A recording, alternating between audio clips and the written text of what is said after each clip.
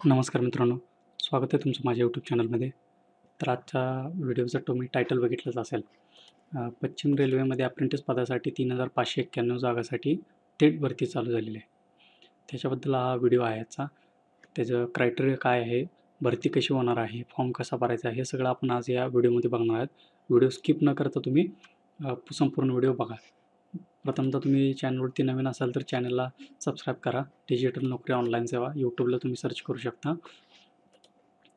तर आजचा हे ज्या जागा आहेत अप्रेंटिस पदासाठी ह्या 19 तारखेला अपडेट झालेल्या जागा आहेत. तर याची काय आहे माहिती, पश्चिम रेल्वेमध्ये अप्रेंटिस पदाच्या 3,591 जागासाठी भरती होणार आहे. तर त्यासाठी शिक्षण काय पाहिजे, 10वी आणि ITI पास विद्यार्थ्यासाठी जागा आहे.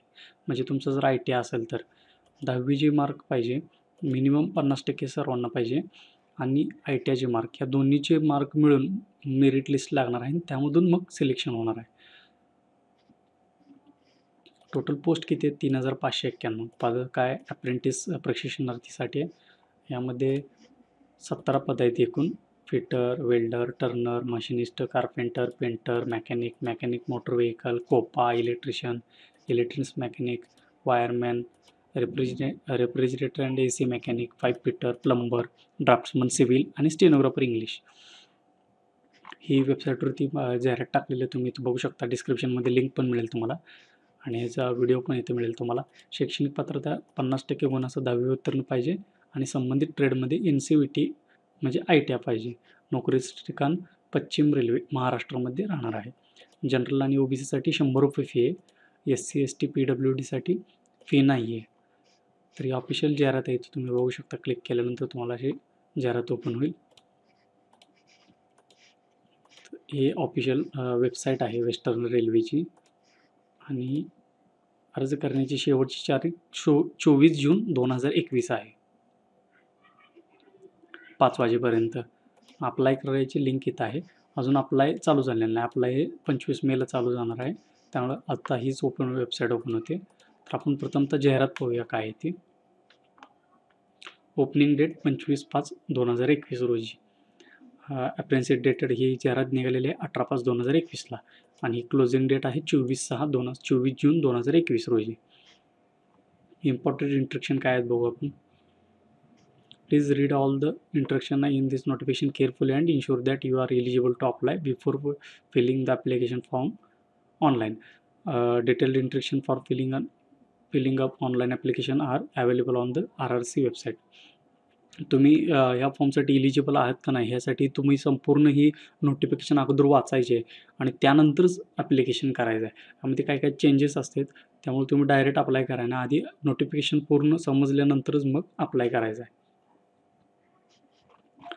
नंतर एलिजिबिलिटी कंडिशन बघूया. एज क्रायटेरिया काय पाहिजे, 24/6/2021 रोजी, म्हणजे ज्या दिवशी फॉर्म संपणार आहे त्या दिवशी.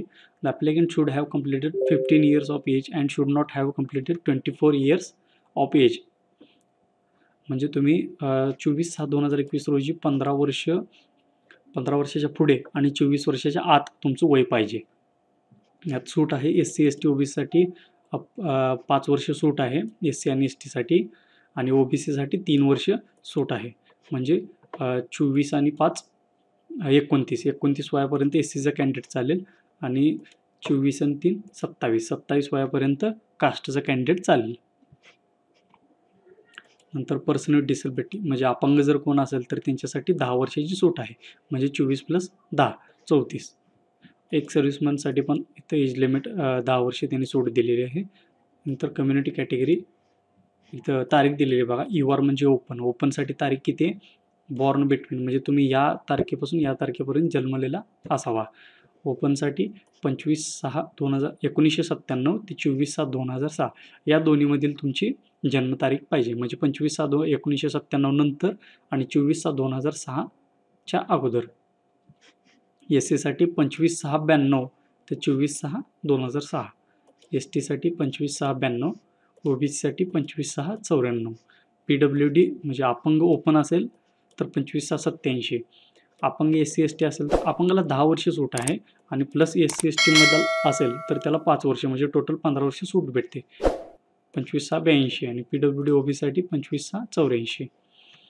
एक सर्व्हिसमॅन जर असेल तर 24 वर्ष plus 10 year defence service up to 10 year आणि 3 इयर ॲज पर म्हणजे त्यांनी जे पॅरा 2.0मध्ये जे नोटिफिकेशन दिले त्यानुसार 10 आणि 3 म्हणजे 13 वर्ष सूट भेटते यांना.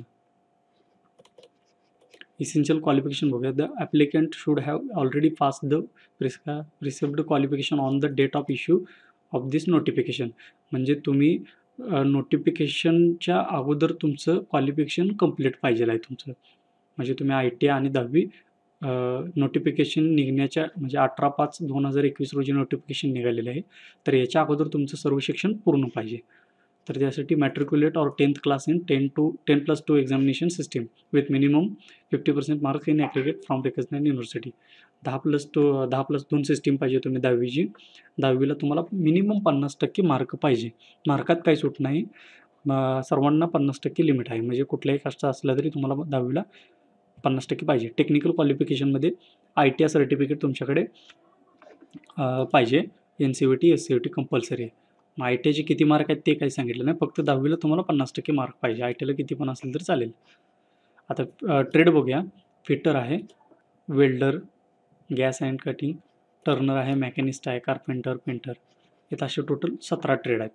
इथं बघू शकता तुम्ही नोट एक दिली त्यांनी. The applicants whose SSC ITI results are awaited as on the date of notification are not eligible to apply. म्हणजे कोणाचा 10वीचा किंवा ITIचा रिझल्ट जर पेंडिंग असेल तर त्यांना अप्लाय करता येत नाही.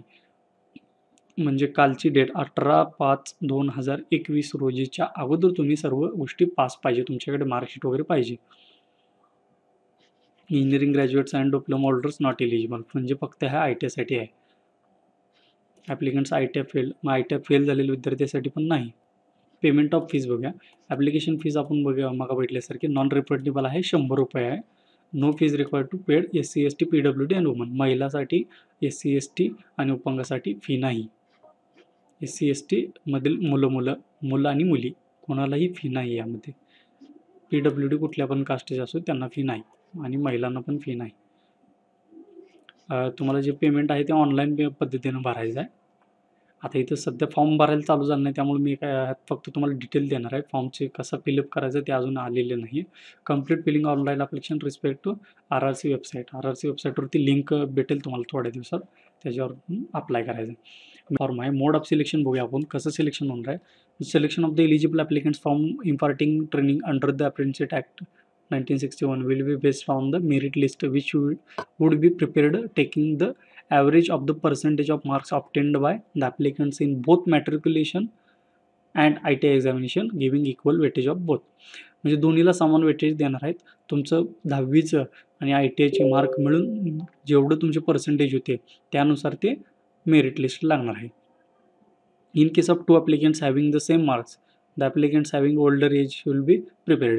जर समजा तुम्हाला पण 70% पडलेत आणि दुसरा तुमच्या जागी आहे त्याला पण 70% पडलेत, 2 विद्यार्थ्याला सेम जर मार्क असेल तर त्यातली जन्मतारीख मोठी कोणाची आहे म्हणजे त्या दोघात मोठा कोण आहे जन्मतारखेनुसार त्याला इथं घेतलं जाईल. इथं बघा तुम्ही there will be no written test and viva. यासाठी कुठलीही रिटन टेस्ट आणि मुलाखत नाही. म्हणजे डायरेक्ट तुम्ही फॉर्म भरायचा आणि तुमचं मेरिटनुसार सिलेक्शन झालं तर सिलेक्शन होणार. Applicants need not send any copies of application and certificate. तुम्ही कुठल्याही प्रकारचं तुमचं सर्टिफिकेट किंवा फॉर्म भरलेली प्रिंट कुठेही पाठवायची गरज नाही. फक्त ऑनलाईन फॉर्म भरायचा आणि वेट करायचा. कॅल्क्युलेशन ऑफ मार्क्स बघूया. For the purpose of calculation of percentage of SSC matriculation marks total marks of all subject mentioned in the marksheet not best of 5 but total of all subject including optional subject additional alternate. CGPA obtained by the applicants should be converted to actual marks and duly entered by the applicants in the online application. Please note that the final score should be calculated by adding the marks of all subjects not of any group of subject. इथं ही महत्त्वाची notification आहे बघू शकता तुम्ही. Calculation mark कसे calculation करणार आहे. 10वीला आता बघा तुम्ही बेस्ट ऑफ 5 प्रमाणे तुम्हाला मार्क असतात. आता हे बेस्ट ऑफ 5 इथं ग्राह्य धरला जात नाही. म्हणजे तुम्हाला 500 पैकी तिथं मार्क पडलेले जर असेल 83% तर तुम्हाला 2-3 टक्के इथं कमी होतात. कारण 500 पैकी धरायचे नाही. ते 600 पैकी तुम्हाला किती मार्क पडलेत त्यानुसार तुमचं कॅल्क्युलेशन केलं जाणार आहे. बेस्ट ऑफ 5मध्ये एक विषय जो कमी आहे तो सोडला जातो, तो इथं कन्सिडर केला जात नाही. म्हणजे बेस्ट ऑफ 5 इथं कन्सिडर नाही. तुम्हाला काय असेल ते ओरिजिनल तुम्हाला मार्क इथं फिल करायचे तुम्ही. फॉर्म भरताना सुद्धा जर चुकला तुम्ही, जर 500 टाकले तुम्ही, तर तिथं चुकीचं होतं. तुम्ही 600 पैकीच तिथं अप्लाय करायचं. फॉर द ITसाठी पण सेमच आहे. तुम्हाला जे ओरिजिनल मार्क पडलेत, all semester of trade applied, त्यानुसार तुम्हाला इथे सिलेक्शन घ्यायला. म्हणजे ITचं जर समजा इलेक्ट्रिशियन असेल तर 2700 पैकी समथिंग काहीतरी असतं, तर त्याची टोटल इथं ग्राह्य धरली जाते. प्रत्येक सेमिस्टरला किती पडले ते कॅल्क्युलेट करून इथं अप्लाय केला जातो. इथे बघा अजून एक नोटिफिकेशन दिलेलं आहे त्यांनी. The applicant should note that in case of any discrepancy in the marks CGPA entered in the online application and the original mark sheet certificate is found at the time of document verification, the candidature of the applicants will be rejected summarily. म्हणजे तुम्ही form भरताना जर चुकीचा भरला, 600 पैकी किंवा 500 पैकी करून टाकला किंवा मार्क वाढवून टाकले, CGPA पॅटर्नमध्ये पण थोडा विचार करून मार्क टाकायचे. मार्कशीटवर जे आहेत सगळे ओरिजिनल, बेस्ट ऑफ 5 लागू न झालेले ते टाकायचे. समजा तुम्ही काहीतरी चुकीचं टाकलं आणि तुमचं आता सिलेक्शन झालं, तर डॉक्युमेंट व्हेरिफिकेशनच्या ठिकाणी तुमचं मार्कशीट बघितलं जातं. त्यावेळेस जर काही चुकीचं वाटलं तर तुम्हाला डायरेक्ट तिथून रिजेक्ट केलं जाईल. द ट्रेड वाईज कम्युनिटी व्याज merit list will be issued of the concurrent. अजून एक नोटिफिकेशन आहे. इथं जी मेरिट लिस्ट लागणार आहे ती प्रत्येक ट्रेडनुसार लागणार आहे. Electrician, fitter, wireman, motor mechanic ह्या सर्वांची सेपरेट कास्टनुसार सेपरेट मेरिट लिस्ट लागणार आहे. जर तुमचं सिलेक्शन झालं तर तुम्हाला पुढील कामासाठी म्हणजे डॉक्युमेंट व्हेरिफिकेशनसाठी बोलवलं जाईल. ते कधी बोलवणार आहेत, कधी डॉक्युमेंट व्हेरिफिकेशन आहे, कधी वेबसाईटवरती मेरिट लिस्ट लागणार आहे, ह्याचं टाईम टेबल तुम्हाला भेटेल मेलवरती, किंवा तुम्ही वेबसाईट त्यांची RRCची वेबसाईट चेक, वेस्टर्न रेल्वेची वेबसाईट चेक करू शकता. Training period and stipend. Training period. The selected applicants are to required undergo apprenticeship training for period of 1 year. हे जे अप्रेंटिसशिप आहे ते 1 वर्षाचे अप्रेंटिसशिप राहणार आहे. Selected candidates engaged as apprenticeship will be undergo apprenticeship training for a period of 1 year and will be paid stipend during the training at the prescribed rates as per extent rules government by the concurrent state and governments. यासाठी जे स्टिपंड म्हणजे तुम्हाला जो पगार मिळणार आहे तो apprenticeship ॲक्टनुसार जो राज्य सरकारने वगैरे काय ठेवलेलं आहे त्याप्रमाणे तुम्हाला महिन्याला पेमेंट मिळणार आहे. 1 वर्षाचं काय असेल ते. Mode of application required to apply online visiting RRC. म्हणजे फक्त तुम्ही ऑनलाईन ॲप्लिकेशन करू शकता, ऑफलाईन नाही आहे. फक्त ऑनलाईन फॉर्म भरायचा आहे तुम्हाला. आणि computerised merit list will be prepared only on the basis of the information filled by the applicant in the online application. म्हणजे तुमच्याकडे काहीही चूक झाली तर ते ग्राह्य धरली जाणार नाही. ऑनलाईन कम्प्युटरवरती मेरिट लिस्ट लागणार आहे, त्यामुळे तुम्हाला कुठेही फॉर्म भरताना चुकायचं नाही. फॉर्म पूर्णपणे व्यवस्थित भरायचा आहे. तुमचे जर मार्क चुकले तर तुम्हाला नंतर सिलेक्शन झालं, तुमचं होत असलं जरी सिलेक्शन, तरी तुम्हाला तिथं डॉक्युमेंट व्हेरिफिकेशनमध्ये बाहेर काढते. त्यामुळे फॉर्म भरताना काळजीपूर्वक फॉर्म भरायचा आहे. प्रत्येक डॉक्युमेंटवर जी माहिती आहे ती योग्य पद्धतीनं भरायची. Applicant should be in possession of Aadhaar card at the time of registration. Applicants have fill 12 digit Aadhaar card number. The applicants not having Aadhaar card number enrolled for Aadhaar but have not received Aadhaar card in 28 digit Aadhaar enrollment ID. जर इथं काय आहे तर तुम्हाला form भरताना compulsory आधार card. जर तुमच्याकडे आधार card नसेल तर आधार कार्डची पावती, तुम्हाला आधार कार्ड काढले अशी पावती तुमच्याकडे पाहिजे, मगच फॉर्म भरता येतो. दोन्हीपैकी एक तर काय तर पाहिजे तुमच्याकडे. आता इथे एक नोटिफिकेशन आहे बघा. Applicant should have ensure their name, father's name, date of birth should exactly match as recorded in matriculation.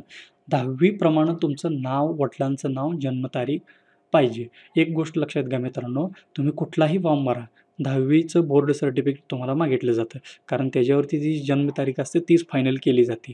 त्यामुळे 10वीचे बोर्ड सर्टिफिकेट कंपल्सरी असतं कुठल्याही फॉर्मला. 10वीच्या बोर्ड सर्टिफिकेट जसं तुमचं नाव आहे आणि जशी जन्मतारीख आहे तशी तुम्ही इथं अपलोड करायची. तुम्हाला तुमचा ॲक्टिव्ह मोबाईल नंबर आणि व्हॅलिड ईमेल ID द्यायचा आहे. तुम्हाला काही इथून पुढे जे नोटिफिकेशन असतील तुम्हाला SMS आणि मेलद्वारे कळवले जातील. चॉईस ऑफ ओनली 1 डिव्हिजन आणि एका डिव्हिजनसाठी तुम्ही एका वर्कशॉपसाठी फक्त टाकू शकता. इथं डॉक्युमेंट्स टू बी अपलोडेड काय काय बघा. फॉर्म भरण्यासाठी तुम्हाला 10वीचं बोर्ड सर्टिफिकेट पाहिजे आहे, मार्कशीट आणि board certificate. Proof of date of बर्थसाठी तुम्ही 10वीचं बोर्ड सर्टिफिकेट देऊ शकता. ITI मार्कशीट पाहिजे ऑल सेमिस्टरचे, किंवा तुम्हाला टोटल मार्कशीट असेल तुमचं एकच तर ते जोडू शकता. NCVT प्रोव्हिजनल ट्रेड सर्टिफिकेट पाहिजे तुमच्याकडे.